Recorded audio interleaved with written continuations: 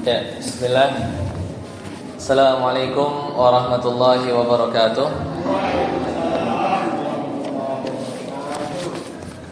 Alhamdulillah, hamdan katsiran thayyiban mubarakan fi kama yuhibbu rabbuna wa yarda. Asyhadu an la ilaha illallah wahdahu la syarika lah wa asyhadu anna Muhammadan abduhu wa rasuluh. Allahumma shalli ala Muhammad wa ala ali Muhammad. Alhamdulillahilladzi bi ni'matihi tatimmu shalihat. Alhamdulillah, di malam hari ini kita masih diberikan kenikmatan yang begitu banyak. Ya, di antaranya kita masih diberikan oleh Allah Subhanahu wa taala kemampuan ya dalam menjalankan segala ibadah demi ibadah, dan Allah berikan taufik kepada kita semua untuk bersabar ya, bersabar memanfaatkan malam-malam di bulan Ramadan ini untuk terus ya meniti ya mengumpulkan pundi-pundi amal kebaikan. Dan mudah-mudahan Bapak Ibu sekalian ya, para pemuda, para pemudi semua, anak-anak ya, di sini kan seru ya, kita kumpul bareng ya. Bayangkan ya, ketika nanti kita di padang mahsyar, kita ketemu lagi nih sama orang Sawangan. Kan senengnya bukan main ya, dia lagi ketemu gitu kan. Jadi bayangannya tidak sendiri gitu ya, tidak sendiri. Dan tentunya kita menginginkan bahwasanya ketika kita berkeluarga ya, kita ingin bertemu dengan suami kita, istri kita, anak-anak kita kelak nanti di akhirat ya. Salawat salam semoga senantiasa tercurah kepada Nabi Muhammad SAW beserta para keluarga beliau, para sahabat beliau, para istri-istri beliau, para tabi'in, ya, para tabi'ut tabi'in, dan semoga kita senantiasa istiqomah dalam menjalankan sunnah Nabi Muhammad SAW. Dan yang paling penting, ya, dari semua rangkaian ibadah, ya, dan juga tadi sudah kita sama-sama berbagi kebahagiaan, kita memberikan sedikit hadiah, ya, untuk saudara-saudara kita yang mudah-mudahan itu bermanfaat ya, meskipun tadi simbolis. Dan ini menunjukkan semua ya ajaran Islam dan juga apa yang sudah kita pelajari ya, baik itu dari sunnah-sunnah Nabi SAW dan juga apa yang diajarkan dari akhlak Nabi Muhammad SAW adalah saling membantu. Bapak Ibu sekalian, ya, kita tahu bahwasanya ya Al-Quran itu diturunkan ya di bulan Ramadan, banyak ayat, ya, banyak ayat. Bahkan di Muhammadiyah sendiri itu memang dalam bukan perayaan ya, atau kegiatan lah, semisal ini itu bagian dari hal yang mubah ya. Karena bagian dari ya tadi kita lihat ya, kita ingin bahwasanya kita memberi manfaat kepada sebagian saudara kita, dan juga sekalian kita saling menasehati, saling menasehati dalam kebaikan. Bapak Ibu sekalian, jamaah Mushalah Al-Hikmah rahimani wa rahimakumullah. Ada yang di sini sudah tamat baca Al-Qur'annya, ada yang udah 30 juz, ada?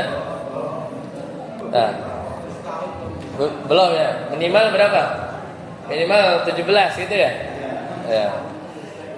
Justru yang atau ada yang udah tamat terjemahannya? Ada jamaah yang udah hatam terjemahannya? Pada diam berarti semuanya tawadu ya, semuanya tawadu ya, rendah hati ya. Jadi ngapain tanya-tanya, itu kan urusan saya sama Allah ya.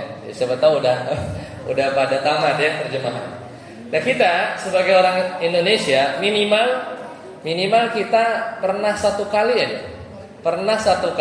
baca terjemahan ya dari Al-Fatihah sampai Anas. Ya, memang perlu waktu. Karena masalahnya kita bukan orang Arab. Ya, udah bacanya susah gitu, lama. Terus juga nggak ngerti juga, tapi ya tetap dapat pahala, tetap dapat pahala. Namun agar membekas ya, minimal 1 tahun sekali kita pernah merasakan baca gitu ya, baca. Bahkan kita baca WA orang, grup di scroll kan bisa itu. Tapi ya enggak, TikTok apa kan, di scroll kan dia baca ya, Instagram captionnya. Tapi coba sekali ya, sekali dalam seumur hidup kita lah minimal ya, atau 1 tahun sekali saja kita luangkan waktu ya, kalau tidak semuanya 2 juz lah misalnya, atau Al-Baqarah minimal udah pernah baca terjemahannya. Karena kalau udah baca terjemahannya, namanya orang Indonesia ya, pasti ada yang nempel. Oh ini ngomongin Yahudi ya, ini ngomongin tentang Nabi Musa, kita ngomongin hal-hal yang kita ngerti ya, kita ngerti dalam membaca terjemahan ya, seperti itu. Jadi itu nasihat yang mudah-mudahan kita bisa lakukan ya, karena Al-Quran intinya itu adalah ya kita paham, intinya kita paham. Meskipun membaca itu amalan yang sangat mulia ya, membaca, menghatamkan 1 huruf itu diganjar pahala 10 dan juga dilipat gandakan di bulan Ramadan. Nah, di antara yang mungkin kita mau tadaburi ya, karena di sini hadir semuanya, ada yang bawa bapak, orang tuanya, kakek, nenek, anak, yang tadi saya sebutkan di awal. Mudah-mudahan wajah-wajah yang kita melihat ya sekarang ini kita bisa lihat kembali di padang mahsyar di akhirat, dan itu adalah kenikmatan yang sangat agung, dan itu adalah kesuksesan yang sangat nyata. Bahwasanya Nabi Muhammad SAW memerintahkan kita untuk apa? Berkeluarga. Coba lihat di Al-Quran, itu banyak ayat-ayat yang memerintahkan kita untuk apa? Menikah ya, berkeluarga, punya anak yang banyak, anak yang soleh, anak yang mendoakan orang tua. Dan gak ada dalam Al-Quran itu misalnya, wahai manusia janganlah kalian menikah ya, wahai manusia janganlah kalian punya anak. Nggak ada dalam Al-Quran. 1 ayat pun tidak ada yang mengatakan seperti itu. Makanya pendapat yang sekarang beredar di kalangan Gen Z ya, atau kalangan orang-orang yang mereka menyebarkan di media sosial untuk apa? Child free ya. Child free itu apa? Dia nikah nggak mau punya anak. Karena anak itu repot gitu kan. Anak itu ada biaya sekolahin gitu kan. Udah gitu kalau anaknya bener, kadang anak gak bener gitu kan, 1 aja cukup, atau mungkin 2 ya, atau memang gak sama sekali. Makanya di sebagian sana orang-orang barat itu menggaungkan yang namanya child free, padahal gak ada ya. Dalam Al-Quran tidak ada perintah untuk gak menikah, dan juga tidak ada perintah untuk tidak punya anak ya. Maka Islam dibangun ya, bisa kuat di zaman Nabi SAW, dan juga terus berkembang ya, dakwahnya sampai saat ini berganti dari kekhalifahan, kemudian masuk ke dinasti Umayyah, dinasti Abbasiyah, berganti kerajaan-kerajaan sampai terakhir di dinasti atau di Kesultanan Ottoman. Kemudian sekarang muncul pemimpin-pemimpin yang zalim, nanti akan balik lagi. Semuanya itu diantara Islam masih terus tersebar adalah karena ya mereka berkeluarga, dan mereka mendakwahkan anak-anaknya terus. Dan Nabi SAW sangat bangga nanti di akhirat ketika jumlah umat Nabi itu banyak. Dan banyak ini dalam artian banyak yang berkualitas, yaitu anak-anak yang soleh, orang tuanya soleh ya. Dan bahkan kita tidak perlu khawatir akan masa depan anak kita selama kita sebagai orang tua itu soleh. Buktinya apa? Di surat Al-Kahfi, bahwasanya ada 2 orang yang dia memiliki harta, anak yatim, dan hartanya ini terjaga disebabkan karena kesolehan orang tuanya. Di sebagian tafsir kesolehan kakeknya, bahkan kakek dari kakeknya lagi. Gara-gara kakeknya soleh, ini 2 orang anak yatim ya, hartanya dijaga oleh Allah Subhanahu Wa Taala, sampai-sampai di surat Al-Kahfi ya, hartanya itu ya, tadinya hampir kelihatan orang-orang yang zalim, dibangunkan rumah, ya, dibangun oleh rumah oleh Nabi Khidir dan Nabi Musa. Ya, seperti itu. Jadi Bapak Ibu sekalian, jamaah rahimani wa rahimakumullah. Coba sedikit, ya, saya mau bahas sedikit ayat yang mungkin kalau misalnya Bapak sekalian ada Al-Quran bisa dibuka. Itu di surat At-Tahrim, yaitu surat sebelum surat Al-Mulk. Ya, yang lagi megang mushaf bisa dibuka, atau yang megang HP bisa dibuka. Kita lihat di surat At-Tahrim, ya. Satu surat sebelum surat Al-Mulk. Jadi di sini saya mau memberikan contoh tentang model keluarga yang disebutkan dalam Al-Quran. Yang mudah-mudahan kita ada pada salah satu dari model ini dan tidak pernah merasakan model yang lain. Karena di Al-Quran itu banyak disebutkan tentang keluarga. Kan hadir semua, anak hadir, ayah hadir, ibu hadir, ya, kakek, nenek juga hadir. Lihat di Al-Quran Allah Subhanahu Wa Taala menyebutkan beberapa model keluarga. Silakan dibuka di surat At-Tahrim di ayat ke-10. Yang pertama, kadang dalam keluarga itu suaminya soleh, istrinya tidak soleh. Contohnya siapa? Itu keluarga saya enggak.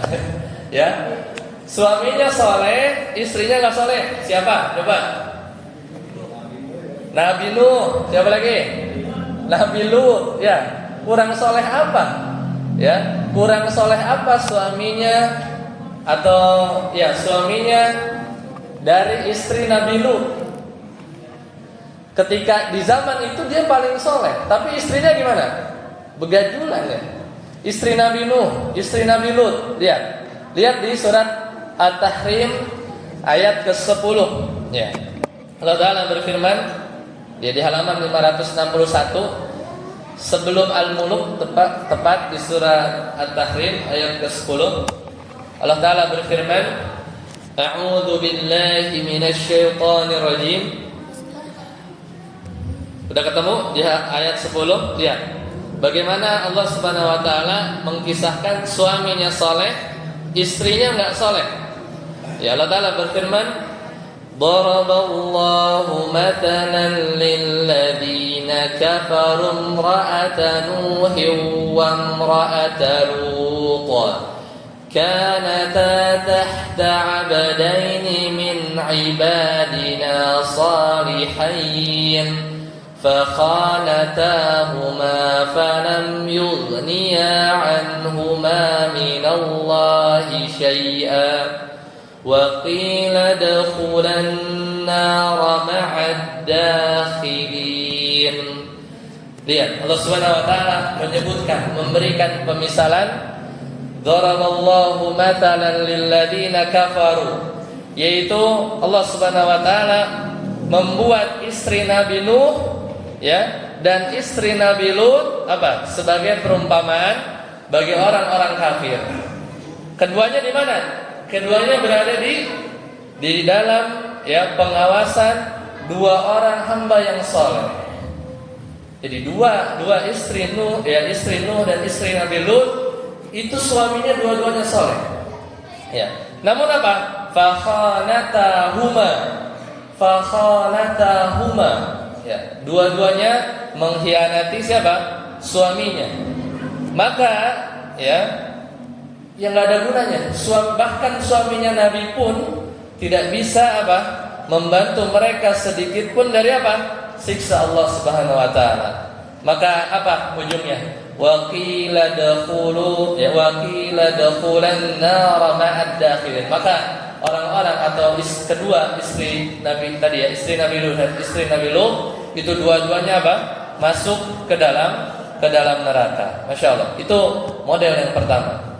Jadi ada, ya, orang-orang atau keluarga-keluarga yang mungkin diuji, ya, dari sisi istrinya yang tidak soleh. Bahkan suaminya Nabi pun gak mempan, ya. Suaminya Nabi pun tidak mempan. Ya, maka siapa kita? Ya, apakah kita Nabi? Ya, maka Ya kita bukan nabi ya, namun kita berusaha sekuat tenaga ya untuk mendidik istri-istri kita ya, anak-anak kita. Kemudian lanjut ayatnya. Allah juga kasih pemodelan yang sama. Di ayat yang ke-11 Allah Subhanahu wa taala berfirman, "Wa daraballahu matalan lil ladzina amanu imra'ata fir'aun." Lihat, ini berarti kebalik. Suaminya apa? Suaminya Toleh. Toleh itu antonim ya, lawan kata dari soleh. Soleh lawannya apa? Toleh. Toleh itu Firaun ya. Idz qalat rabbi ibni li 'indaka baitan fil jannah wa najjini min fir'auna wa 'amalihi wa najjini minal qaumil zalimin. Lihat model kedua. Istrinya super salehah. Namun suaminya apa? Suaminya Fir'aun. Ya, jadi kita bukan nabi dan istri kita juga bukan ya Khadijah ya. Namun lihat bagaimana istri dari Fir'aun ya bersikap kepada Fir'aun. Ya, dia kalau suami kita mungkin bagi ibu-ibu ya kadang susah dibilangin, maka bersabar karena bukan Fir'aun ya, bukan Fir'aun. Dia masih bersabar, kita masih diuji. Atau kebalikannya juga, kadang mungkin kita mendidik istri kita ya agak susah dibilangin, maka istri kita bukan seperti istri Nabi Lut ya, bukan seperti istri Nabi Nuh, maka kita jauh lebih bersabar lagi ya.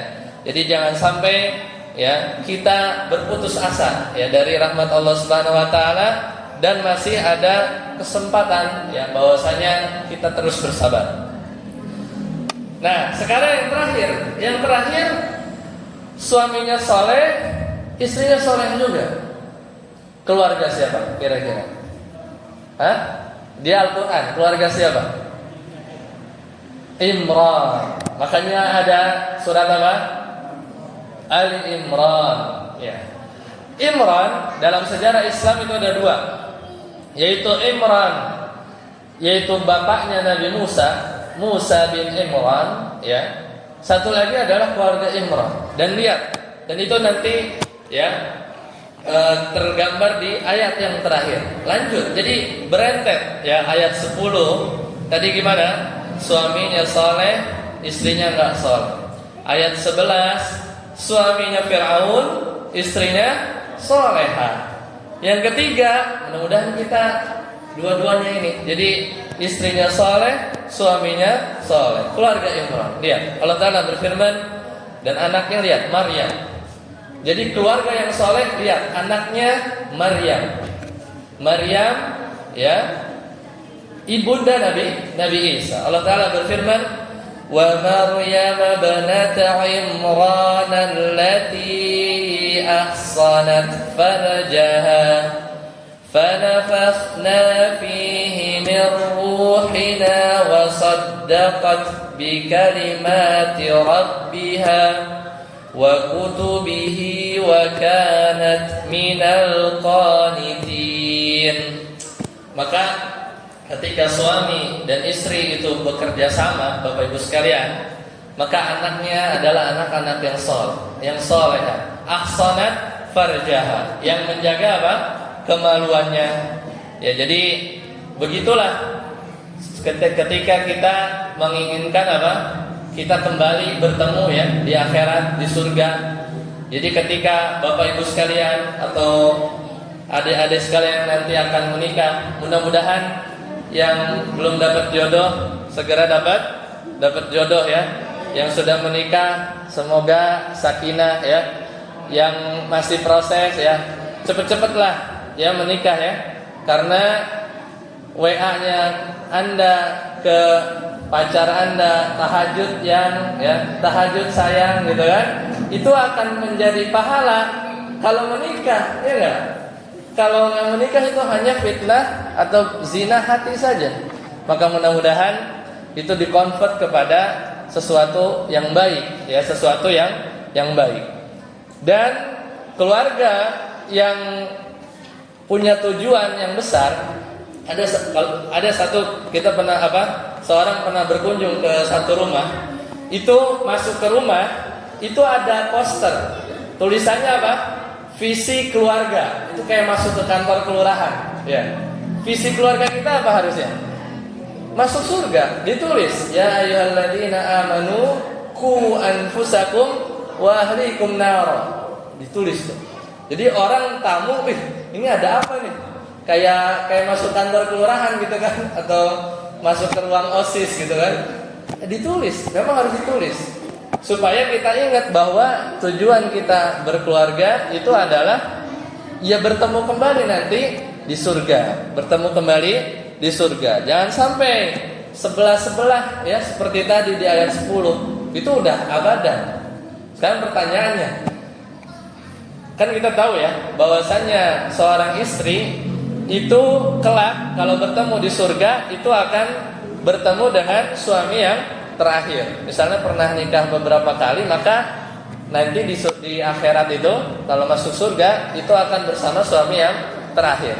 Lah, kalau istri Firaun sama siapa? Hah? Kan gak mungkin sama Firaun, gak mungkin. Firaun sudah kekal, ya. Allah sebutkan kekal, khalidina fiha, ya, di neraka. Maka contoh-contoh istri-istri yang soleh, ya, namun suaminya seperti Firaun tadi, maka dia nanti akan dipasangkan ya dengan lelaki yang lain yang soleh, ya, lelaki yang lain yang soleh. Makanya ibunda kita, istri-istri Nabi SAW itu nggak boleh nikah lagi setelah wafatnya Nabi Muhammad SAW.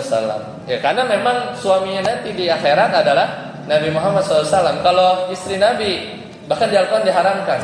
Kalau istri Nabi nikah lagi dan nanti wafat, maka nanti di akhirat tidak bersama dengan Nabi. Ya. Maka tadi apa? Visi keluarga kita apa? Ya ayyuhalladzina amanu qu anfusakum wa ahlikum nar. Ayatnya, wahai orang-orang beriman, jagalah ya diri kalian dari apa? Wa ahlikum, dan keluarga kalian dari api neraka. Kira-kira ayat ini meskipun teksnya bunyinya wahai orang-orang beriman, ku jagalah anfusakum dan keluarga kalian dari api neraka, kira-kira ayat ini untuk bapak-bapak, suami atau ibu-ibu? Coba logikanya gimana? Kira-kira ayat ini tuh nyuruhnya ke bapak-bapak atau ke ibu-ibu? Bapak-bapak, karena orang yang menjaga ya, yang bisa qawwam, yang menjadi sandaran ya dari seseorang yang lain, itu mungkin istri kita, itu adalah bapak-bapak. Sebenarnya ayat ini tuh meskipun wahai orang-orang beriman, itu sebenarnya tujuannya adalah kepada suami, karena yang bisa menjaga itu adalah suami ya. Maka kita mendidik istri kita dengan sabar ya, dan jangan sampai ya kita membuat setan itu tertawa ya, sehingga mereka laporan kan ke iblis. Ya. Oh, kamu masih goda yang biasa aja. Kamu masih jelek. Datang satu, oh, aku sudah memisahkan antara suami dan istri. Wah, ini baru murid saya. Ya, murid saya. Jadi itu adalah frustrasi terbesar ya, ketika seorang setan itu bisa memisahkan antara suami dan istri. Dan memang perceraian adalah sesuatu yang boleh dilakukan kalau itu memang di ujung dan itu ada maslahatnya. Namun ya kita menginginkan bahwa kita memiliki keluarga itu tentunya langgeng sampai surga. Dan banyak kasus kalau kita cek di KUA ya dan sebagainya, biasanya ya kadang sudah tidak sekufu ya, kadang yang sering ya, kalau di kota-kota besar itu mohon maaf, misalnya istrinya dirjen di kementerian, tapi suaminya mungkin di bawah. Nah, itu biasanya suka crash ya. Tapi kalau kita berorientasi pada akhirat, maka semua antara suami dan istri ini bisa memposisikan kewajiban dan haknya masing-masing. Nah, terakhir ya, Bapak Ibu sekalian ya, jamaah rahimani rahimakumullah ya. Maka yang terakhir adalah nasihat dari Luqman ya, nasihat dari Luqman. Ini juga adalah keluarga yang sangat bisa dijadikan contoh ya, bisa dijadikan contoh. Bahwasanya puncak dari kita ya punya harapan terhadap keluarga adalah kita senantiasa mendoakan satu sama lain. Apa doa yang harus kita sering baca ya untuk istri kita, anak-anak kita, yaitu apa? Rabbana hablana min azwajina wa dzurriyyatina qurrata a'yun waj'alna lil muttaqina imama. Dan ini adalah penutup terakhir, bahwasanya kita meminta ya senantiasa berdoa. Doa tersebut ada di surat Al-Furqan ya. Doa yang biasa kita baca tadi itu ada di surat Al-Furqan ayat 74. Dan kita meminta Rabbana hablana, anugerahkanlah kepada kami ya, wa min azwajina, yaitu pasangan-pasangan, keturunan-keturunan yang menyenangkan hati kita ya. Jadi perbanyak doa ini ya, terutama di bulan Ramadan. Dan kita meminta agar kita diberi apa? Ya, jadikan kita atau anak-anak kita kelak menjadi pemimpin ya, walil muttaqina imama. Jadi menjadi pemimpin yang bertakwa. Karena ya keturunan kita yang akan meneruskan ya kepemimpinan di negeri ini ya, dan tidaklah pemimpin itu menjadi baik ya saat kita mendidiknya saat ini ya, dan kita mungkin sudah wafat. Ya, semoga keluarga kita semua menjadi keluarga yang sakinah, menjadi keluarga yang Qur'ani, yang senantiasa dekat dengan Al-Qur'an, mawaddah, yaitu saling kasih mengasihi, warahmah, dan juga saling memberikan kasih sayang. Dan yang paling penting adalah mudah-mudahan kita semua keluarga kita bertemu ya dengan anak cucu kita ya. Bahkan di antara nikmat yang paling agung ya, nikmat yang paling agung adalah ketika kita di akhirat kelak, kita tuh manggil ya anak cucu kita lagi ya. Jadi kita manggil, kita bertemu dengan orang tua ya. Dan kita menginginkan apa? Keluarga kita ini seperti keluarga lebah ya. Lihat, lebah itu kan saling membantu ya, saling membantu sama lain. Tidak seperti apa? Di surat An-Nahl. Tidak seperti keluarga laba-laba. Keluarga laba-laba, coba nonton di YouTube ya. Itu saling rebutan ya, saling berantem. Makanya sarang laba-laba itu diindikasikan apa? Sesuatu yang rapuh. Di surat Al-Ankabut disebutnya apa? Seperti sarang laba-laba. Bahasa Arabnya apa? Kal ankabut. Apa? Kalang kabut.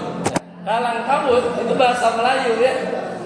Bahasa Melayu yang diserap dari bahasa Arab, kemudian bahasa Indonesia menyerap bahasa Melayu. Kalang kabut itu keluarga yang acak-acakan ya. Keluarga yang kalang kabut. Kalang kabut ya. Demikian, semoga bermanfaat. Subhanallahi wa bihamdika, asyhadu an la ilaha illa anta, astaghfiruka wa atubu ilaik. Assalamualaikum warahmatullahi wabarakatuh.